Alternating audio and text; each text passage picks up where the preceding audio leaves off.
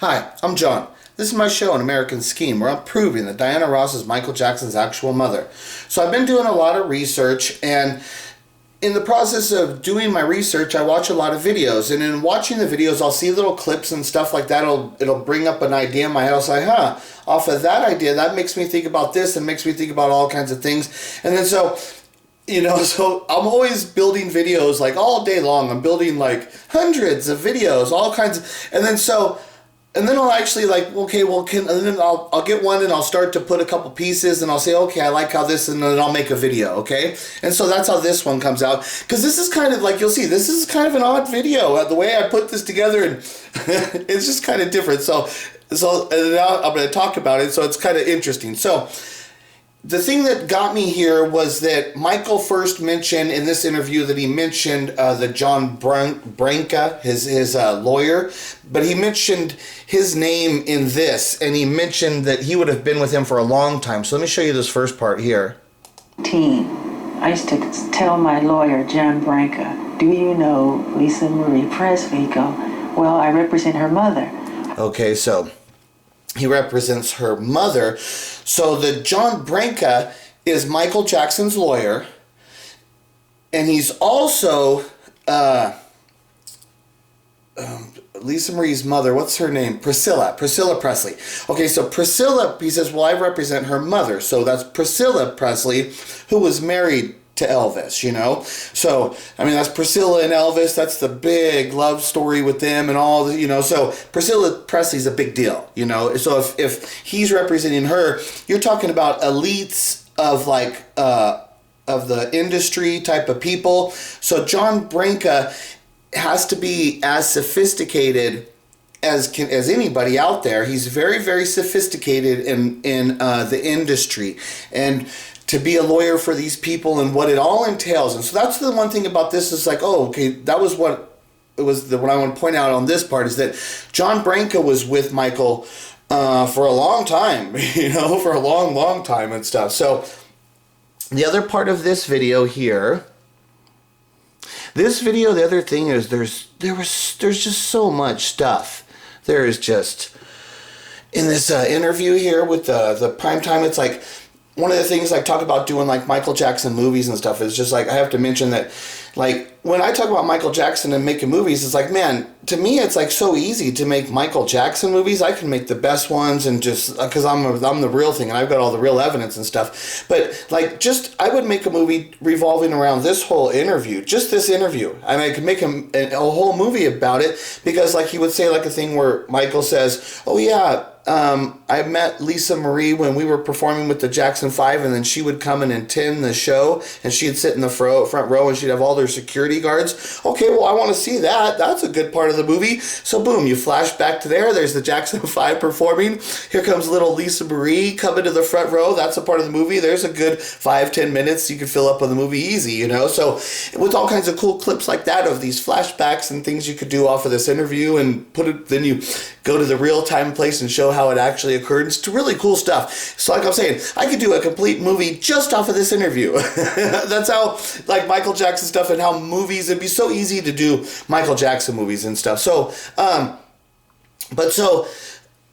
other part, so here, let me play you this part here. And it's because the other part he's talking about the lawyers, and this is the settling he's going to talk about. And so when he's talking about the lawyers, now you got to assume John Branca is there. John Branca is part of his team. There's no way he doesn't go through this stuff without having advisement from people like John Branca from all of the time. Okay, so let's listen to him talk about this part about making the settlement for the case. Then why did you settle the case? And it looks to everyone as if you paid a huge amount of money. Most of that's to get silence. I talked to my lawyers and I said, can you guarantee me that justice will prevail? And they said, Michael, we cannot guarantee you that a judge or a jury will do anything. And with that, I was like catatonic. I was outraged. How much money? Totally outraged. So what I said, I have got to do something to get out from under this nightmare. All these lies and all these people coming forward to get paid, and these tabloid shows, just lies, lies, lies, lies. So what I did, we got together again with my advisors, and they advised me, it was hands down a unanimous decision, resolve the case. This could be something that could go on for 7 years. Okay, so listen how he's talking about taking the advisement from, his advisors and his lawyers, and how he says they said hands down, resolve the case. This could be something that goes on for 7 years, okay? The way in which he's speaking about, this is Michael Jackson now. He's telling you why he paid it. And this interview says is done in 95. So this is in his fresh current memory of when he paid it and stuff. This is right there. If the allegations are in 93, this is 95, he's paid it. So this is all in his fresh memory, okay? He's aware of what just had taken place with that for sure. And now he's telling you, he's giving you his explanation, And so this is his explanation. So parts of it, it's always parts of it are true, and then there's misleading because he's not ever giving you the full story about things like that. But so, let me just go ahead and show you the next part, and then I'll tell you, we'll show you other things. So now, this is Donny Osmond talking about Michael Jackson. So now, listen to what he's saying. Let me just play this here, and then I'll talk about it. And he says, "Oh, Donny, I want to play you something." So he put this cassette in. It was Thriller. He played me Thriller before it came out. I said, "Okay, this is going to be really good." Yeah, this will work. This is going to work. And I said, "Mike, how do I get back out on the charts? How do I start doing stuff like that?" And he gave me some advice. I'll never forget. He said, "You got to change your name." I said, "What?" He said, "Yeah, your name is Poison. You've got an image that's just not going to work." And I said, "Thanks, Mike. I appreciate that very much." But in a way, he was right, because when Soldier of Love came out in 1989, it came out with no name on it. It was a publicity thing that happened, and radio stations. It was would play mystery artist, right? I was the mystery artist.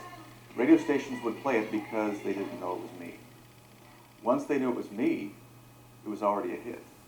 Yeah. And then they had an excuse to basically come out of the closet and say, "Yeah, it's Donny." So, now, he's speaking to Michael around the Thriller era, right? So what he says there, he's hanging out with Michael, he's telling the story and stuff, and he says Michael, so first of all, Michael plays him Thriller before it had come out, right? So Michael is, a young adult. He's confident. He's got a lot of experience in the music industry. He's known Donny Osmond for a long time, so he's seen the progression of what happened as Donny Osmond as being the young family artist, but then growing up and being the Osmonds, and then they were like dorky and not cool and stuff. They were the Osmonds, okay? That's how it was with them. Like when I was growing up, I would know them, they were the dorky, the Osmonds. You didn't listen to the Osmonds, you heard their names, but they were like the dorky kind of kids. That's the way you had thought about them in the music industry and stuff like that. Where the Jacksons would have been the cool ones, right? Obviously. That's like the way they dissed them in the movie and stuff. That's what, they say, Osmonds ain't got nothing on the Jacksons, because that's how it really was, because the Jacksons were really cool and stuff. So, but Michael's advice, think about the reality now of what Michael's advice was that he gives him. He says, "You got to change your name." And he's like, "Well, I'm an Osmond. I'm Osmond. I mean, that's, what do you..." But he says, your name is toxic. It's dead. And that's the way it was, his name. And so what I want you to understand there is that Michael realized that Donny Osmond, that his name, the way it was in society and stuff, it was just dead. His name was dead. Anything that he was going to do with his name, it was going to be... And then it's not like Donny Osmond got busted for having child sex allegations, okay? He just was dorky. They just turned out to be dorky and religious kind of family, whatever it was, It was just stuff like that. They just kind of turned out to be dorky. So think about the reality of that. Michael's given him that advice back in the Thriller days, right? He's saying, "You got to change your name. It's dead." And then Donny said, "Yeah." And it's funny because we did the one thing, the publicity thing, and it came out unreleased without my name on it. And then it became a hit. And then they found out it was my name, because he said nobody would play anything. If it had my name, they're not going to play it.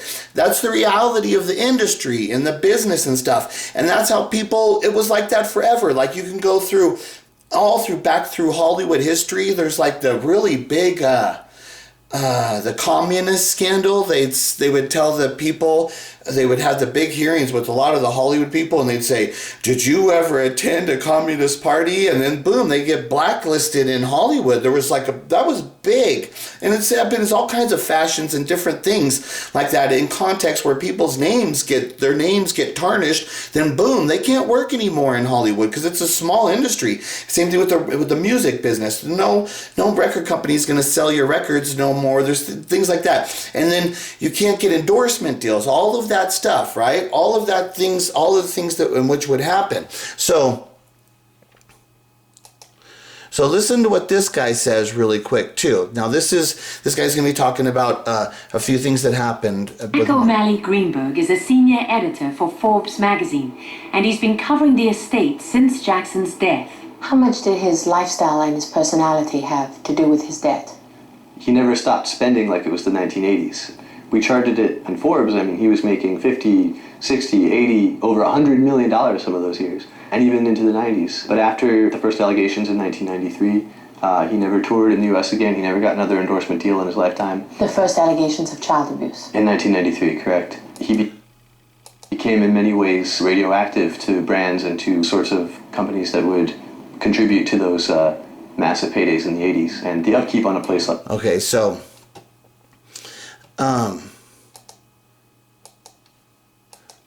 get a picture back of Michael up there.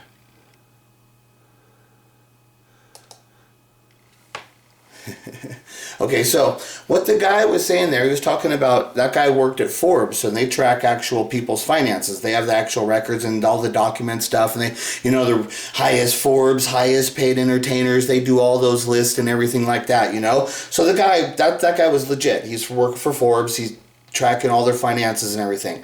And so he said that, Michael made all that money and stuff, but he said after the allegation in 93, he said Michael Jackson never signed another new endorsement deal in his life after that.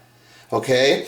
And this is what I want to say with how Michael says when the lawyers tell him to they tell him, let's just pay this out and get this out from under us. And if you hear Tom Mesereau ever speaking about that, he'll say, well, Michael can make so much money, that he uses the excuse that, the $20 million, that's not a large amount of money. He says, so he uses the excuse Michael just paid that off because he needed to go out and he had much more things to do. But that's not the reality of the world in which Michael lived, and Michael very, very well knew exactly the world in which he lived because he was telling Donny Osmond about his name. Your name's tarnished. You're trash. Change your name. That's how bad he was saying. So if Michael Jackson could realize the damage of tarnished of what was going on with Donny Osmond, you don't think that he realized what was going on with himself? With the child pedophile allegations and stuff, and the fact that, where he's living in Neverland, he's building it even more. All this stuff, hanging out with children, the Diane Sawyer really asked him hard about this. Are you going to keep sleeping with kids after this? And he's like, of course I am. Okay, so the big part of this, it really, when you look at this and you see how Michael acted, the big thing is you have to understand that Michael's very, very aware of all of his environments of where he's putting himself into with those kids. Very, very aware. When he's talking about the Donnie, he knows image. He knows that your image in the industry, in the music business, and how you're portrayed out there, your talent is one thing and stuff, but image is just as important. It's just as important as the talent. If there's image is bad, it doesn't matter how good you are or whatever, they're not going to support you. And boom, you can go from the top and boom, crash down fast. That's the way it goes. And so Michael Jackson, now he's doing this stuff with the children. He's given to donations and stuff, right? But now through the 80s, he's starting to get looked at where people are starting to say, why aren't you having sex with women? Even in the early 80s, when you look at the Eddie Murphy Delirious video, when he says, yeah, Michael Jackson, sure, yeah, he's talented, and all that stuff, but not the most masculine fellow. It was even early on, he was already being looked upon that way. That was the way it was, you know? And as it kept carrying on and kept carrying on, the voice got louder and the buzz got louder and louder. Michael was very aware that that was taking place. And then when he actually gets hit with the allegation of the pedophile allegation, this is what I'm saying, that when he says, oh, well, let's pay it. And the other thing, he's totally admitting that all his lawyers and advisors are advising him to pay it. Okay, so if they're advising him to pay it, it's only for one reason, because they know that he can be found guilty. That's it. Because if they're all there very, very confident in their case, if they're all extremely confident in their case, they all know that no way, they got nothing. They would be telling Michael, they would be like more urging him on, because the reality is those people, they want to go to trial and they want to document in history that, I proved Michael Jackson, like Tom Mesereau. Look at how Tom Mesereau's name is documented in history because he got Michael Jackson off, right? So the lawyers and all the people, they want to do the same thing. They want the opportunity to go to trial and get in a fight. That's what they want. They want to fight. They don't want to sit in a room and do paperwork all behind the scenes. No, they want to go to court and get into a fight. So they would be urging, if their client, if they've got a strong freaking case with a guy that's got an image that needs to be defended and he's got a lot of money backing him, all this stuff, they would have urged him and they would have pushed to him, and see, that's the other thing, is like I'm saying, the Bronca guy, like I said, he's in the industry, deep embedded. That's why I'm showing you in this. They would have advised to him, these are the major effects of what happened when Michael Jackson paid that. Once he paid that, what did the other guy too from Forbes say? He never signed a new endorsement deal again after that, okay? So when the people are talking about the money and all this stuff, and here's with Michael's image, if he's not going to sign another endorsement deal again, his image is going to be being killed, like with the Donny Osmond, and he's very aware of that this is going to take place and that this can occur. So, but he, obviously, so the Branca guy and the advisors, when they're saying pay it, they obviously, they were worried about the case. That's a thing. And Michael couldn't tell, like I'm saying, the big parts of what this is showing is there's something wrong. That this obviously, that Michael paid the child case, and the reason he's hanging out with children and all this stuff, it's proven that there's something wrong. And the story about like how the MJ Innocent people and how they would try and defend Michael, even up to Tom Mesereau, where he would say, oh, he just paid that because he could go make $20 million.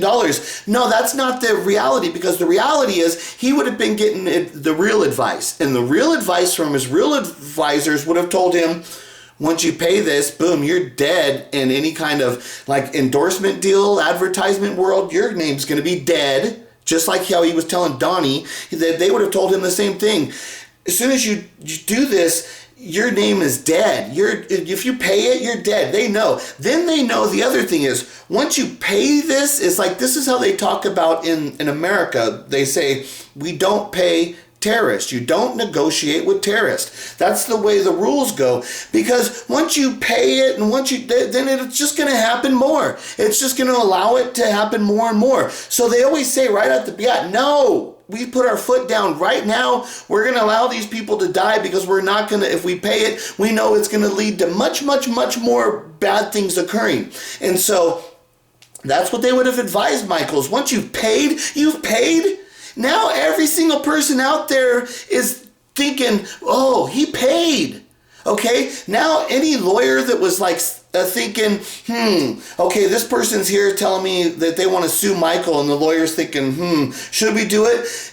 Now the lawyer in their head has, oh, well, he paid that time. Yeah, let's go for it. Do you understand the reality of what Michael did? He didn't get out, and like so he said, my advisors told me, let's get out from under it. You didn't get out from under it by paying it off. You threw yourself smack down right, guilty as hell in front of it. No endorser would ever touch you again. You became toxic, and you were fully aware of what was going on by doing that. So the reality for him to do that, and this is why I'm showing the videos, it's like, that's what I'm trying to show you. It was serious. What he did there is serious, and he was fully aware of what's going on.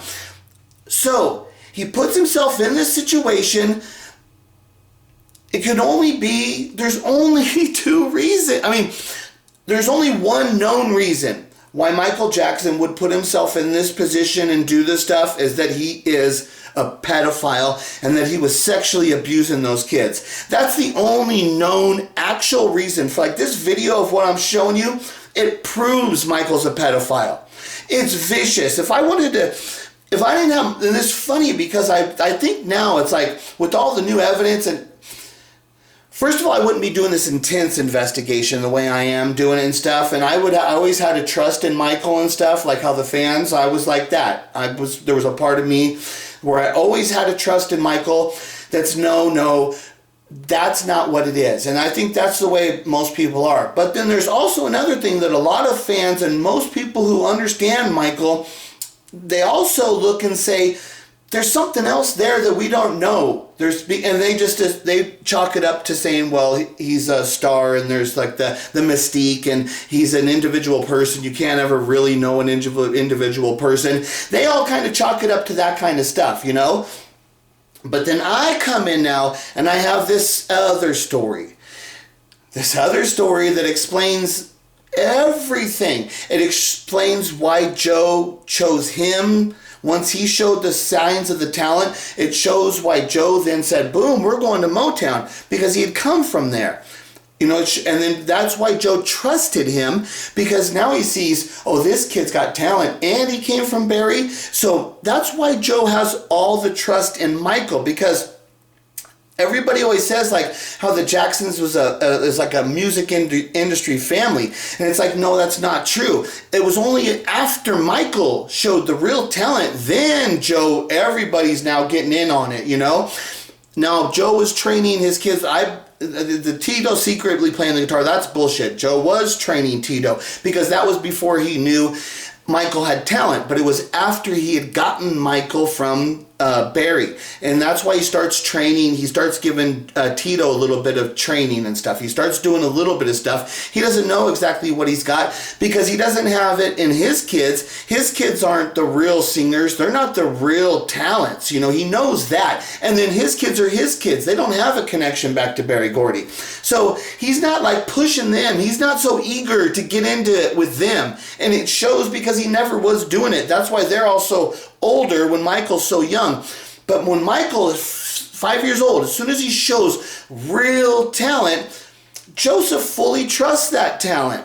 You know, and then my story is the one that shows why Joseph trusts that talent, because Joseph, the guy of who Joseph Jackson actually is, he wasn't really training his kids. He really wasn't. He had the girls too, because we don't even talk about the girls, about, you know, and what they could have been and stuff. But Joseph never really made the band until Michael showed the talent. And because Michael showed the talent, the reason Joe trusts Michael, it's the key. That's one of the major things, is why does Joe trust Michael at 5 years old? It's a huge thing. One of these questions that I ask, and it's like, okay, yeah, he can sing, you can see, but he's 5 years old. Joseph's an adult, and he's stern, and he's got all these other kids.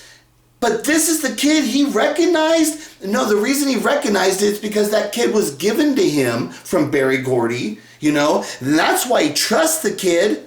He wouldn't have had the trust in that kid. It would have just been like, okay, cool. And then they would have just kept going on and doing stuff until they got older. They would have been playing around in the school. They wouldn't have freaking went on the road, basically. Boom, boom, we're getting a band together. We're going on the road. We're going all the way. We're going to Motown. Instantly, as soon as the kid showed real talent. Boom.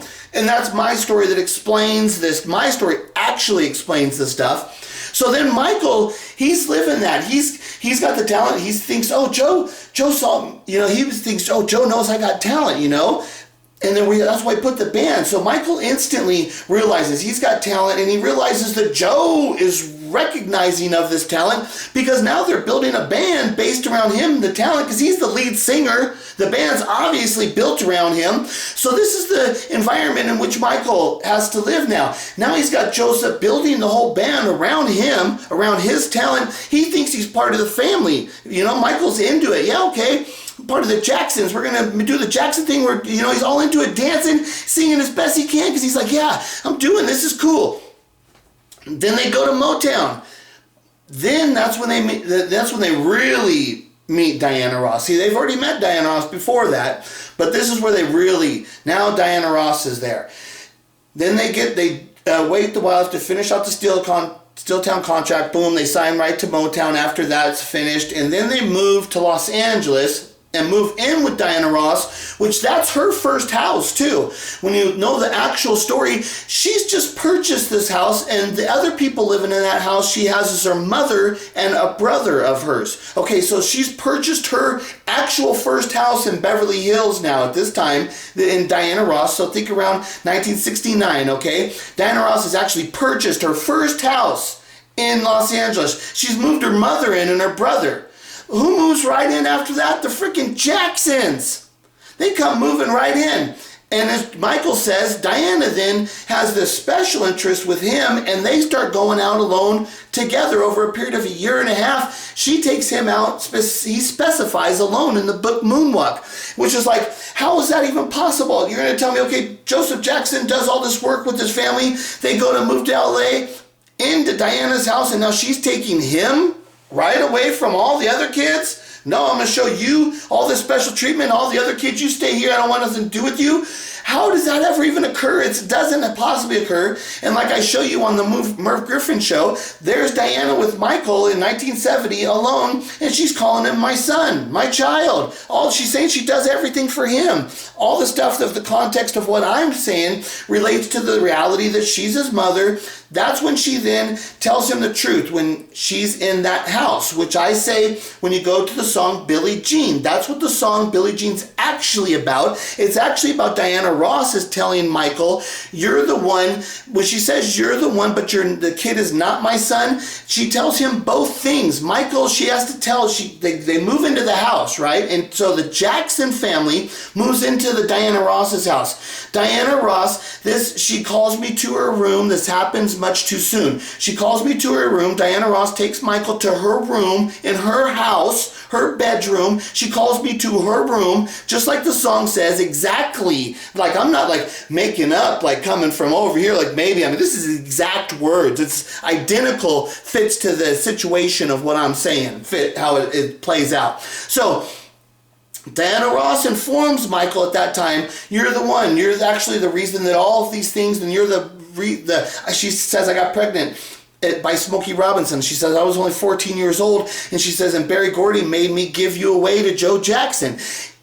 Michael that set everything in motion, and that's before Motown even developed. It's everything, which actually then the song Shop Around is written because of that instance. So I explained the reason of Michael being the one. He's the one, the reason he set everything in motion, and he's the one with all the talent. It's crazy how it works out. But then she hits him with the real thing. It's like, okay, but you're officially a Jackson. That's why the kid, she says, I'm the one, but the kid is not my son. That's the duality of what Michael had to live with after that situation. Remember, he's a kid, and he was raised as a Jackson.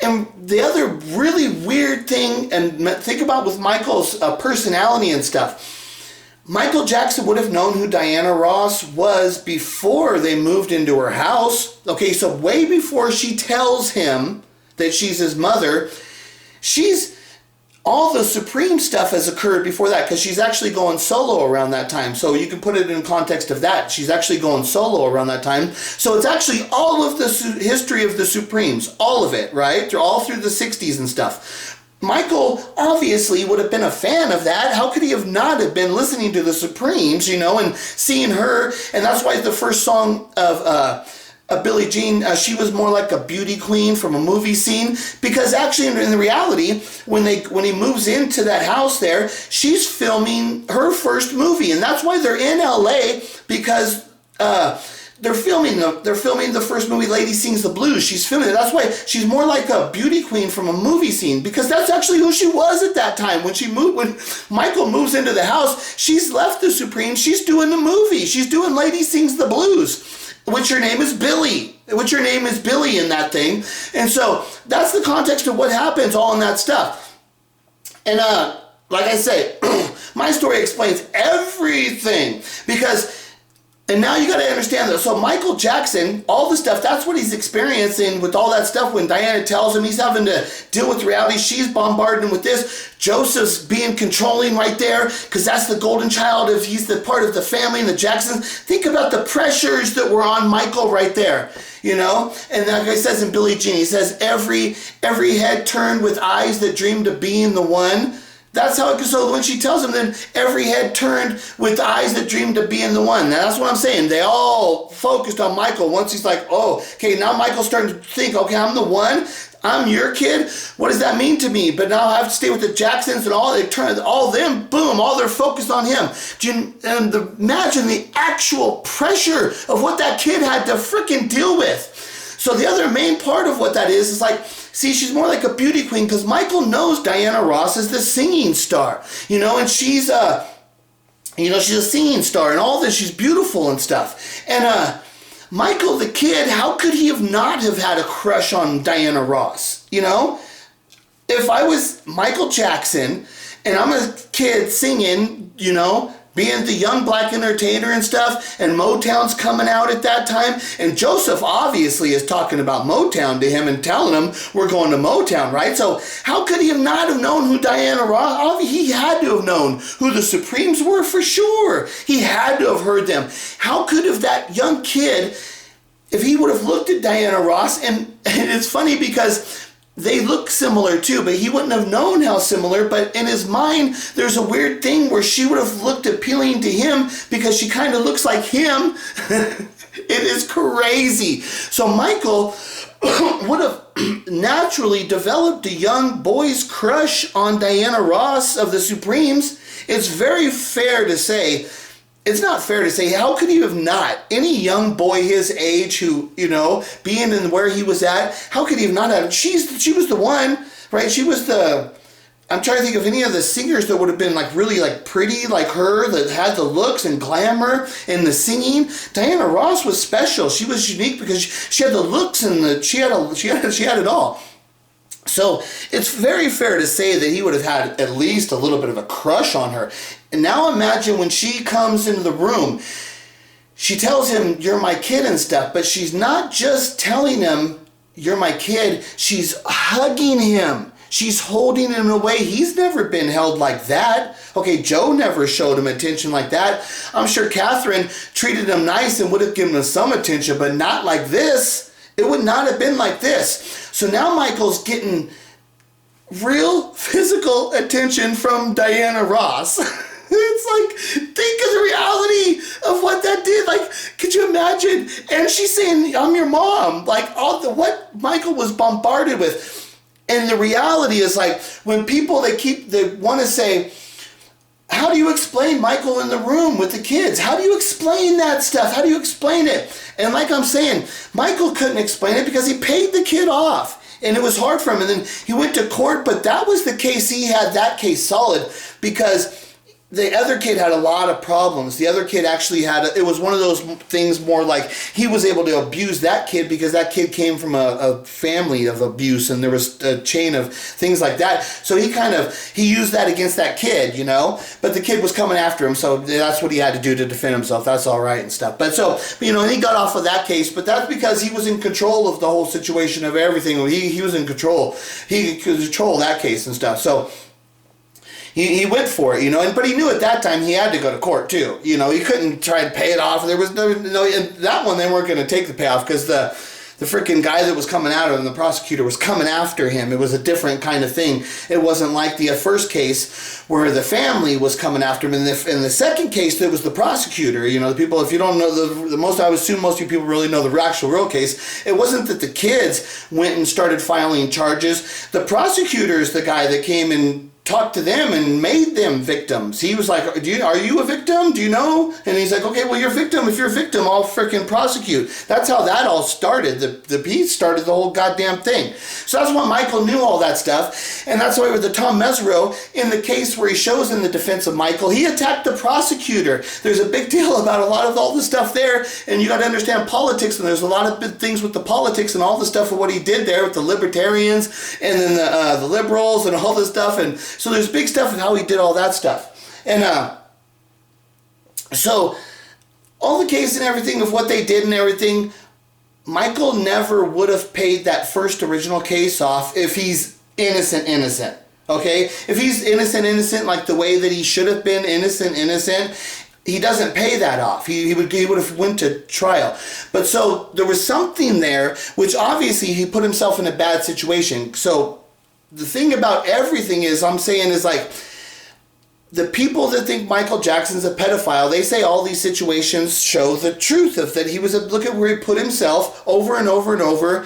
And I agree that that's the way it looks. I agree with them that without my story, that I agree that the best evidence with somebody that's smart and they're actually looking at the evidence, I would think that the actual evidence looks like Michael Jackson was a pedophile. The actual evidence, when you go through it, where he put himself and the way he lived his life, it looks like it with, and you have the kids with making numerous allegation stuff. That's what it actually looks. The best knowledge of what people have with the information they have available to them is that Michael Jackson's a pedophile.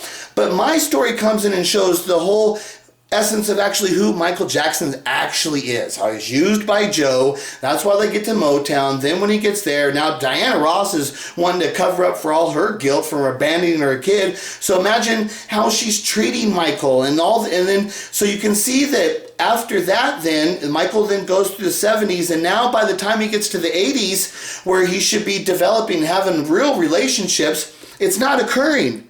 So something had to have happened there in the 70s, and when you look at the blatant big thing that's right there in the 70s is Diana Ross. It's just freaking blatantly obvious when you know the real story of what's occurring. Who's the other big influence in Michael's life throughout the 70s other than his family? It's freaking, you can say, okay, Berry Gordy, which would be another one there, but the big one is Diana Ross. She's the big influence over Michael Jackson's life, which carries out all through the freaking 80s, all throughout through his life, and that's why Diana Ross is the one person that ends up in his Michael's will. He basically gives everything to his kids with guardianship to his mother, and after that is the only other name in there is Diana Ross. How does her name actually get in there? It shows the longevity, the chain of evidence, the whole thing from the whole way. She's right there at the first point when they go to Motown. They move into Diana Ross's house. Diana Ross is specifically taking Michael Jackson out alone over a period of a year and a half, training him and teaching him and taking him to museums, training about art and all this stuff. The whole chain of evidence. They continue their working together. They go all the way up to the Wiz. They continue doing other things together. They're always appearing together over and over and over. All kinds of stuff. And the appearances and the places where there's massive stuff. You could go to the stuff where I've heard Evan Ross say that Michael Jackson actually had his own bedroom in their house. His own bedroom. Michael actually had his own bedroom. This is after the Jacksons moved out. This is Evan Ross talking about now. He's a kid. So when Evan Ross was growing up, he said Michael Jackson had a bedroom in their house. Okay?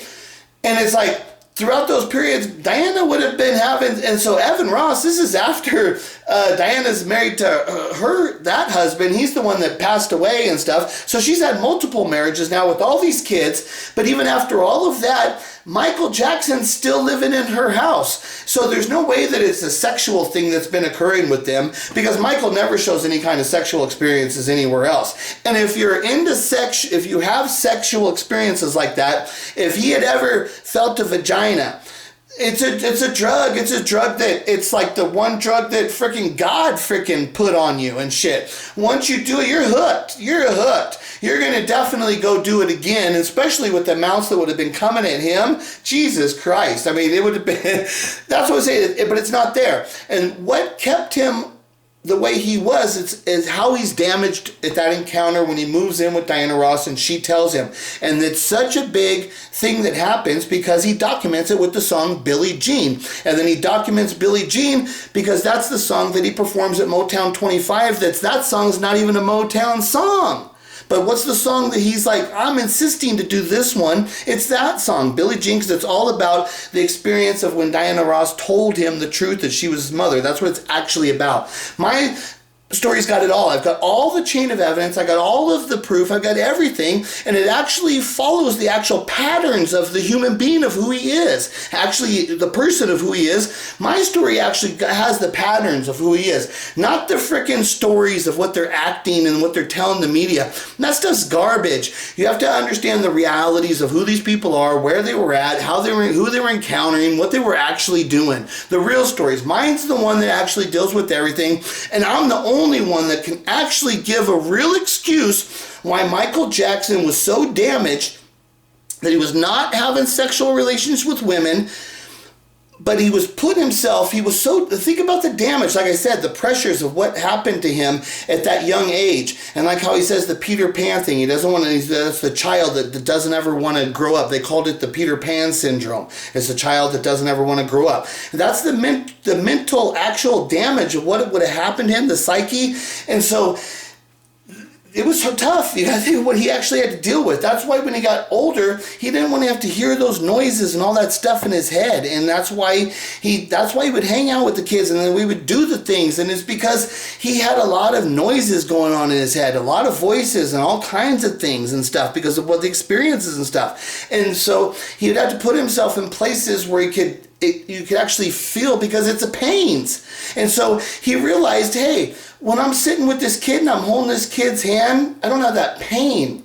I mean, that's what it actually comes down to. That's why he's doing it. And like he said, it's not a sexual thing. No, it's not sex with the kids, but it is something. But you got to understand the reality of the pain that this guy actually has, these voices and the stuff going on in his head. But so when he realized that when he could sit there with a kid and just kind of like talk to a kid and have that thing, what happened is the pain would go away. That's how people develop into these things, just like the people who develop the drugs and they realize that it gets rid of the pain. So what happens, Michael would get these experiences and he realized that it eased the pain. And that's how it works. My story actually explains it, why he allowed him to go and do the stuff. But then there's the other thing is because there is so much pain, he can't have the children around all the time. They're not always there, you know. He doesn't have that. He's got other things, but the reality is he's dealing with all the pains because the reality is there's Diana Ross, he's got to see her. There's the Jacksons, got to see her. There's everybody, got to hear his songs. He can't avoid any of the stuff. So the reality is he has to turn to drugs. So what does he turn to? He doesn't turn to sex because, like I said, he had never had any sex. If he did, he would have, at some point, you would have seen a major, like, sexual rampage with Michael. It would have occurred. But it didn't ever occur because there never occurred.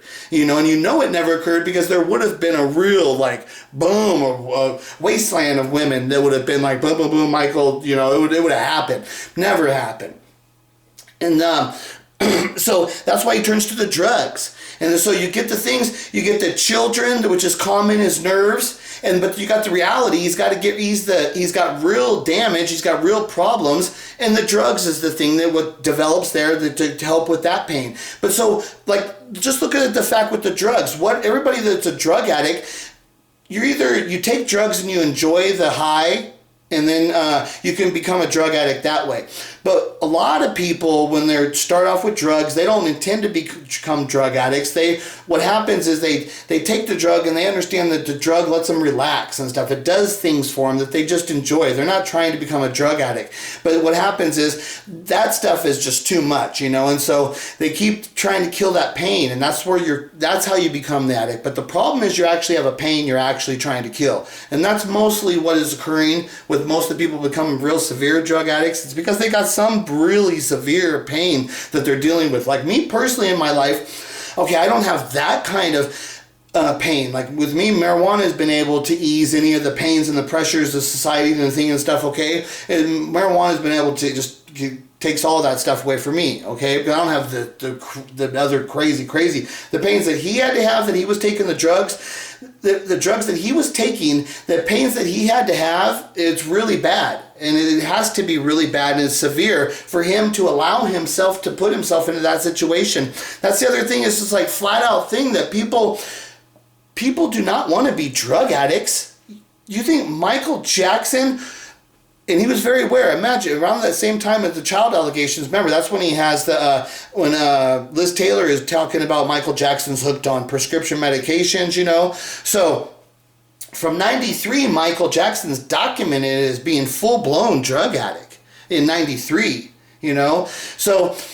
But it continued over and over, and it continued where the point to where he gets with Dr. Murray when he's doing the propofol, it's severe in a way that's like I said, if you go talk to any of the people that have had the worst drug experiences out there and stuff, and then you say, okay, well, this guy was doing that, they're going to say, fuck, dude, that is some hardcore shit. He was doing some really out there wild stuff. And so it's like, you have to understand, Michael was a crazy drug addict, and what I'm saying is that, and remember, Michael's a guy that's in the public image constantly and stuff, and very aware of his public image throughout history, that it's going to be all documented and stuff. Do you think that guy would ever allow him to become the drug addict that he did? It's just no way. It's not possible. When you actually understand, it's like the excuses of what they use what they use to say that enabled him to become that kind of level of drug addict. No. But my story, once again, doesn't my story come in, and once I say at 10 years old that he's like now separated from his family, he's brought in with Diana Ross and nurtured, but then re-abandoned because he's pushed back into the Jackson. He's living this life with his like split personality right there. His life literally is split. So how could he have not developed a split personality, which then when he goes to show us the Neverland Ranch and he's living like Peter Pan, and they actually developed the psychological profile off of Michael Jackson was called the Peter Pan syndrome. And as far as what I understand, the Peter Pan syndrome, as far as the actual taking place in real humans, I think Michael was the first one that actually got labeled on that. He was like, they'd known about it, but I think he was the first human that got labeled as the Peter Pan. So I'm not positive about that. I think it was, though. I think the term, the Peter Pan syndrome, actually got developed because of him. And then they said he's the child that doesn't want to ever grow up. They called it, that's the Peter Pan syndrome. They gave it a psychological profile because Michael forced it to happen. And so it's like, that's what I'm saying. So that, it's showing a split personality, and what's this split personality revolving around? This Peter Pan, who's the head of these orphan children who calls themselves the Lost Boys. How does that fit into the pedophile stuff? It doesn't really. There's something else there. It's this other thing with children. And I always talk about children and the innocence. It's like, why don't you believe it? My story, I believe Michael. This is who he said he was. Okay, well, my story explains it. This is who he was. I believe the guy. All these damn fans out there, they believe the lies in which he told to the media. That's not who he was.